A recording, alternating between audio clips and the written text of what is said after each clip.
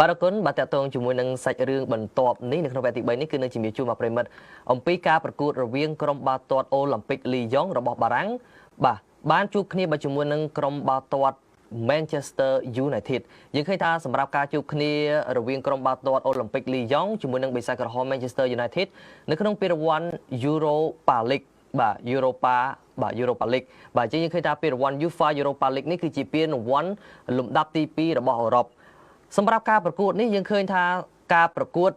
បាទមុននឹងការជួបគ្នាបាទក៏មានការលើកឡើងជាច្រើនផងដែរបាទហើយបន្ទាប់មកការកំឡុងពេលនៃការប្រកួតនោះយើងឃើញថាសម្រាប់ឱកាសនៅក្នុងការសុទ្ធបញ្ចូលទីបាទប្រិមិត្តក៏បានដឹងហើយបាទការសុទ្ធបញ្ចូលទីគឺបាទជាការសុទ្ធបញ្ចូលទីដោយកីឡាករវ័យក្មេងបាទខ្សែការពារវ័យក្មេង Leny Yoro បាទ Leny Yoro នេះគឺបន្ទាប់ពីការរបួសមកបាទមានឱកាសនៅក្នុងការបាទសុទ្ធបញ្ចូលទីបាទជួយឲ្យបិសាចក្រហម Manchester United បាននាំមុខមកគ្រាប់ដែរបាទសម្រាប់បាទកីឡាករ Leny Yoro ក៏ប៉ុន្តែការសុទ្ធបញ្ចូលទីរបស់ Leny Yoro នោះគឺជាការសុទ្ធតាមពីក្រោយបាទសុទ្ធតាមពីក្រោយតាមស្មើនៅក្នុងវគ្គទី1ប៉ុន្តែគ្រាប់បាល់ដំបូងគឺជាការសុទ្ធបញ្ចូលទីដោយកីឡាករបាទ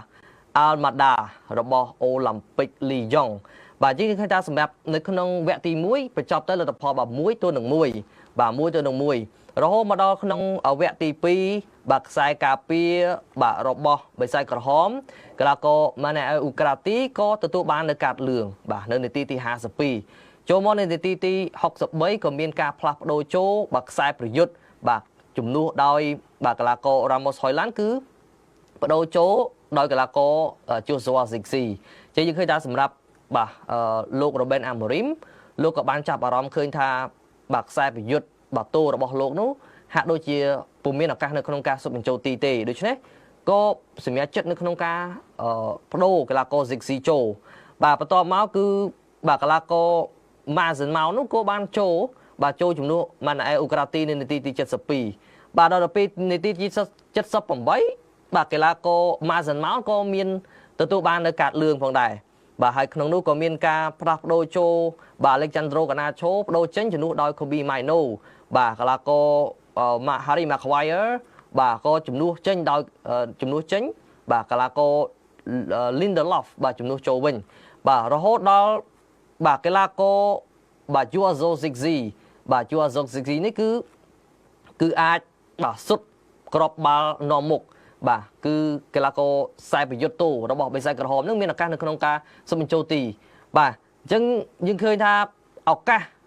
សម្រាប់ការនាំមុខរបស់បិសាចក្រហម Manchester United ទៅលើ Olympic Lyon ហើយនាទីទី88ទៅហើយបាទប្រិមិត្តនាទីទី88ទៅហើយមានន័យថា Man U សឹងតែមានឱកាសនៅក្នុងការឈ្នះ Olympic Lyon នៅក្នុងវគ្គទី1រួចទៅហើយក៏ប៉ុន្តែនៅនាទីទី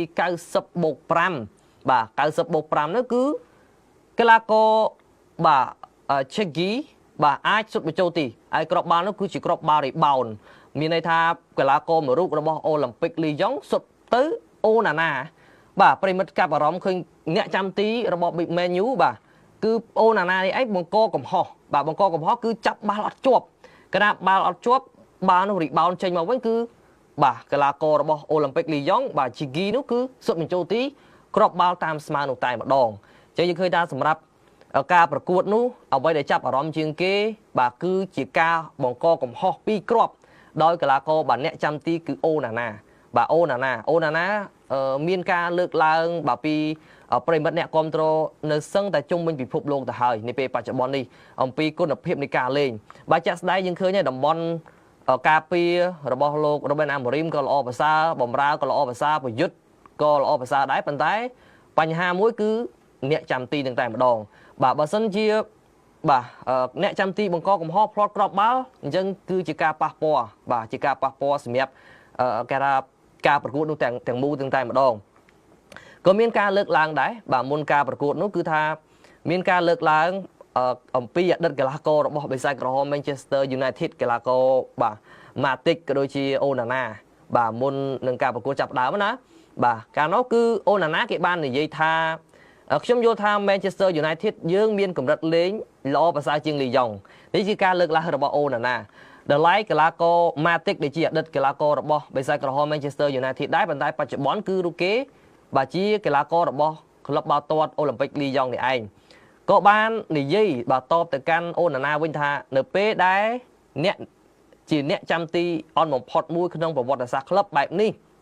និយាយអ្វីឲ្យចេះគិតជាមុនផងបាទអញ្ចឹងមានន័យថាម៉ាទិកក៏បានផ្ដាំផ្ញើទៅអូណាណារួចទៅហើយថាមុននឹងនិយាយគួរតែគិតផងថាអ្នកចាំទីរបស់ក្លឹបវិស័យក្រហមដោយចំនួនវណ្ណសាបាទកីឡាករ David De Gea សុទ្ធតែជាអ្នកចាំទីឆ្នាំរបស់ក្លឹបបាទប៉ុន្តែអ្វីដែលអូណាណានិយាយនេះគឺមានន័យថានិយាយទៅកាន់អូឡ িম্প ិកលីយ៉ុងបាទហើយក៏ប៉ះទៅដល់បាទអ្នកគេថាកីឡាកររបស់អូឡ িম্প ិកលីយ៉ុងគឺម៉ាទិកនេះឯងយើងឃើញថាសម្រាប់បាទការប្រកួតបាទនៅក្នុងវគ្គទី1នេះបាទជើងទី1នេះគឺ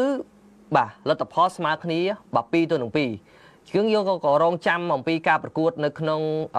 ជើងទី2ជាបន្តទៀតដែរបាទជាការជួបគ្នាបាទរវាង Man U ជាមួយនឹង Olympic Lyon បាទហើយការប្រកួតនោះគឺនឹងធ្វើឡើងនៅក្នុងបាទកីឡដ្ឋាន Old Trafford នៅក្នុងជើងទី2បាទអញ្ចឹង Man U ក៏អាចនិយាយបានថានៅមានឱកាសបាទបន្តទៀតដែរនៅក្នុងជើងទី2ហើយបើសម្រាប់ Man U បាទនិយាយទៅគឺនៅក្នុងការប្រកួតពានរង្វាន់ UEFA Europa League នេះគឺមិនទាន់ស្គាល់ពាក្យថាចាញ់នៅឡើយទេបាទមិនទាន់ស្គាល់ពាក្យថាចាញ់នៅឡើយទេមានតែឈ្នះនិងស្មើបាទមានតែឈ្នះនិងស្មើឥឡូវនេះការប្រកួតនៅក្នុងជើងទី1ប៉ះជាមួយនឹង Olympic Lyon បាទ Man U ស្មើយើងរងចាំអ៊ុតមើលនៅក្នុងជើងទី2ជាបន្តទៀតថាតើ Man U អាចយកឈ្នះទៅលើ Lyon ឡើងទៅវគ្គបន្តឬក៏យ៉ាងណាបាទខ្ញុំសូមលើកឡើងអំពីមតិបាទការ comment របស់ប្រិមិត្តមួយចំនួនដែលគាត់លើកឡើងអំពីក្លឹបបាល់ទាត់ Manchester United ប្រិមិត្តមួយបានលើកឡើងថាមកពីអូណាណាសឹងគ្រប់ការប្រកួតតែនៅតែដាក់ឲ្យលេងគ្រប់ការប្រកួតទាំងការពារទាំងបម្រើបាទទាំងប្រយុទ្ធគេខំណាស់ទង្រាំបានមួយគ្រាប់អញ្ចឹងតែចប់ត្រឹមអូណាណានឹងឯងបាទបាល់របៀបម៉េចក៏ចូលដែរបាទនេះគឺការលើកឡើងរបស់ប្រិមិត្តរបស់យើងមួយរូបបាទអញ្ចឹងមែនតើណាប្រិមិត្តខ្ញុំក៏គ្រប់គ្រងក៏ដូចជាឯកភាពបាទទៅលើការលើកឡើងរបស់ប្រិមិត្តអ្នកគ្រប់គ្រងមួយរូបដែរបាទគាត់និយាយថាមានន័យថាបាល់បាទបើសិនជា11នាក់នៅលើទីលានណាទាំងការពារទាំងបម្រើទាំងប្រយុទ្ធបាទពុំងាយទេពុំងាយរកគ្រាប់បាល់បានទេហើយបើសិនជាអ្នកចាំទីបង្កកំហុសនៃបែបនេះទៀតអញ្ចឹងវាធ្វើឲ្យផ្លាត់ជាក់ស្ដែងបាទប្រិមិត្តឃើញការប្រកួតរបស់ Man U បាទជាមួយនឹង Lyon នេះឯងឃើញកំហុសបាទគឺអូណាណានេះតែម្ដងបាទគ្រាប់បាល់ទី1កីឡាករអូឡ িম্প ិកលីយ៉ុងគាត់សុបទៅអូណាណាចាប់អត់បានបាទហក់ទៅខុសបាល់ហក់ទៅចាប់ខុសបាល់គ្រាប់បាល់ទី2បាទជាការបង្កកំហុសធ្វើឲ្យគ្រាប់បាល់នេះផ្លាតចេញបាទរបូតចេញពីដៃអញ្ចឹងចាប់អត់ជាប់អញ្ចឹងកីឡាកររបស់អូឡ িম্প ិកលីយ៉ុងសុទ្ធបញ្ចូលទីបន្ថែមធ្វើឲ្យស្មើអញ្ចឹងឱកាសនៃការឈ្នះរបស់ Man U នេះក៏បាត់បង់ទៅបាទទើបបានតែស្មើទេប្រិមិត្តមួយចំនួនបាទប្រិមិត្តម្នាក់ទៀតមួយរូបទៀតក៏បាននិយាយថាពានហ្នឹង Man U មិនទាន់ចាញ់ទេបាទកន្លែងនេះគឺត្រូវហើយបាទពានរង្វាន់ Europa League នេះគឺសម្រាប់ Man U អត់ទាន់ស្គាល់ពាក្យថាចាញ់នៅឡើយទេមានតែឈ្នះហើយនឹងស្មើទេប៉ុន្តែយើងរងចាំអំពីការប្រកួតនៅជើងទី2ទៀតបាទប្រិមិត្តបាទមិនទាន់ដឹងថាយ៉ាងម៉េចទេបាទមានប្រិមិត្តមួយរូបទៀតដែរគាត់លើកឡើងថាជើងទី2ដូរអ្នកចាំទីទៅអាណិតអាសូ fan ផង Man U អើយបាទអញ្ចឹងខ្ញុំគិតថាលោក Ruben Amorim ក៏នឹងសម្លឹងឃើញអំពីកំហុសរបស់អូណាណាដូចគ្នាតែពិតបិសាចក្រហម Manchester United មិនមែនមានតែអ្នកចាំទីអូណាណាមួយរូបទេបាទមានកីឡាករដូចជាបង្ហាញទម្រង់លេងល្អណាដូចជា Beyender អីនេះក៏ជាអ្នកចាំទីល្អដែរការប្រកួតកន្លងទៅបាទ Beyender ក៏ដូចជា Tom Hinton ប៉ុន្តែ Tom Hinton អញនិយាយបានថាកម្រឃើញគាត់លេងណាប៉ុន្តែបើសិនជាក្នុងករណីថា Beyender ពុំមានបញ្ហារបួសអីទេខ្ញុំគិតថាប្រហែលជាលោក Ruben Amorim អាចនឹងពិចារណាសម្រាប់ខ្សែសំទោសបាទសម្រាប់អ្នកចាំទីបាទដៃទី2បន្តទៀតបាទប្រិមិត្តមួយទៀតក៏ថាដល់ដី Man U ដាក់វិញហើយណែបាទដល់ដី Man U ដាក់វិញហើយមានន័យថាបើសិនជាការប្រកួតនៅក្នុងជើងទី2នៅកីឡដ្ឋាន Old Trafford ប្រហែលជា Man U អាចយកឈ្នះទៅលើ Olympic Lyon ហើយបាទបើនិយាយទៅបាទប្រិមិត្តដល់កម្រិតនៃគុណភាពនៃការលេងបើយើងប្រៀបធៀបជាក់ស្ដែង Man U បើនិយាយពីនៅក្នុងក្របខ័ណ្ឌ English Premier League របស់ចក្រភពអង់គ្លេសដូចជាមិនសូវជាធ្វើបានល្អទេបាទមិនសូវជាធ្វើបានល្អទេបាទប្រិមិត្តបានជ្រាបហើយអំពីតារាងចំណាត់ថ្នាក់បាទរបស់បិសាចក្រហម Manchester United នៅក្នុង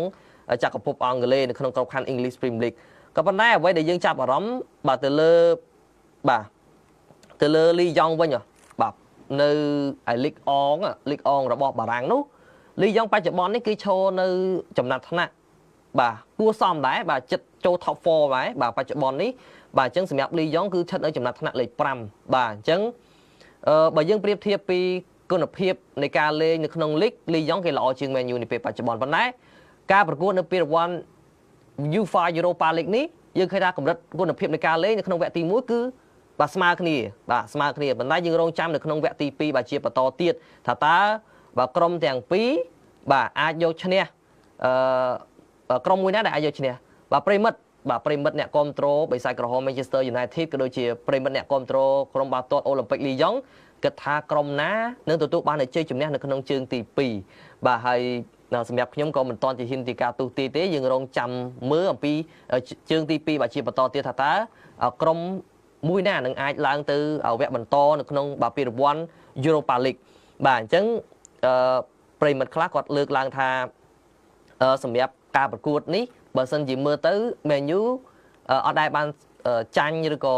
មិនទាន់ស្គាល់ពីថាចាញ់ទេមានតែឈ្នះហើយនឹងស្មើស្រួលអាច Man U